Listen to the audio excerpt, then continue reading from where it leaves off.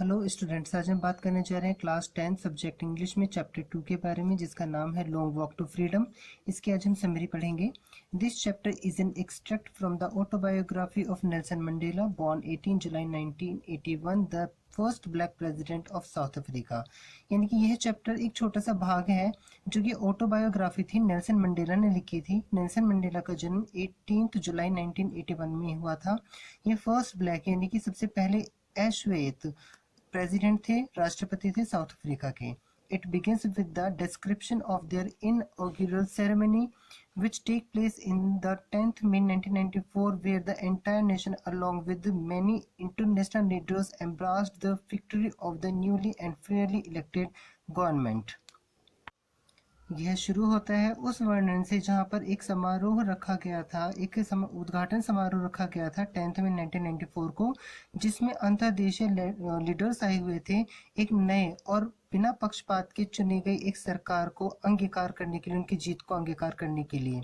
It consist speeches by the president, इसमें राष्ट्रपति की स्पीचेस थी, उनके भाषण थे, and the two deputy presidents followed by an impressive air show of fighter jets and helicopters. उनके साथ दो डिप्यूटी प्रेसिडेंट यानी दो डिप्यूटी राष्ट्रपति भी थे, एंड इम्प्रेसिव एयर शो और एक बहुत ही प्रभावित कर देने वाला एक एयर शो भी हुआ जिसमें फाइटर जेट थे एंड हेलीकॉप्टर्स भी थे।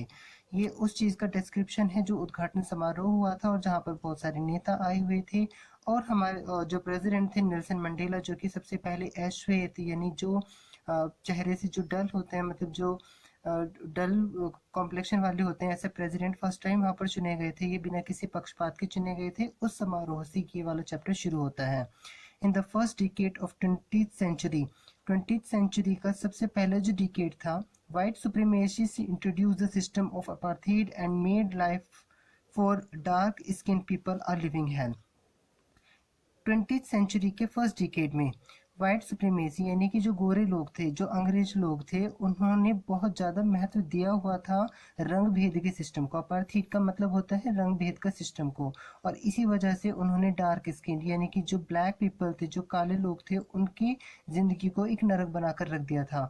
Many people have struggled and sacrificed for basic human rights. बहुत से लोगों ने स्ट्रगल किया, संघर्ष किया और सैक्रिफाइस बलिदान भी दिया अपनी मूलभूत अधिकारों के लिए। The author wanted to thank all the freedom fighter who could not live to see that autumn day. जो ऑथर हैं, लेखक जो हैं, वो चाहते हैं कि वो थैंक करें यानी कि धन्यवाद दें उन फ्रीडम फाइटर्स के लिए जो अभी यह देखने के लिए जीवित नहीं है कि वह कितना सुनहरा दिवस था। He referred to the citizens, the great asset of the country. वो लोगों को, जो अपने देश के लोग हैं, उनको वो रेफर करते हुए कहते हैं, उनकी तरफ इशारा करते हुए कहते हैं कि यह देश की सबसे बड़ी संपत्ति है। Mandela believe that courageous is not the man who is fearless. Mandela हमेशा इस बात में विश्वास करते हैं कि साहसी वो नहीं होता जो फियरलेस यानी कि जो निडर हो, बट द मैन, लेकिन वही मैन साहसी होता है who has overcome the fear, जिसने अपने डर पर काबू पा लिया हो। He also mentioned the two responsibilities every human has and how to fulfill his obligation toward the society. His obligation toward his family was neglected.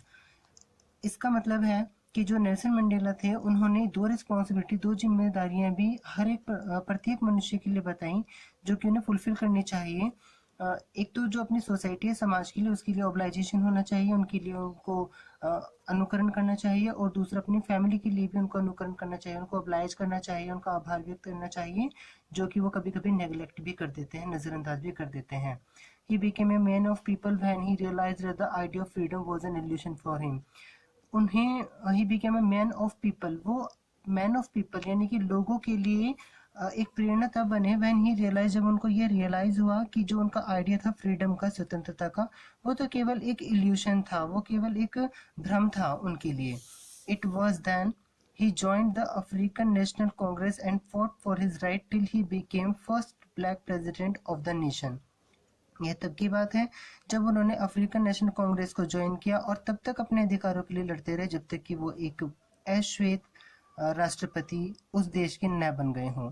According to him, उनके अनुसार, the oppressor is as much a prisoner as the oppressed, यानी कि अत्याचारी जो होता है वो भी तभी तक कैदी रहता है जब तक कि खुद अत्याचार भी सहने वाला मनुष्य उसका साथ दे।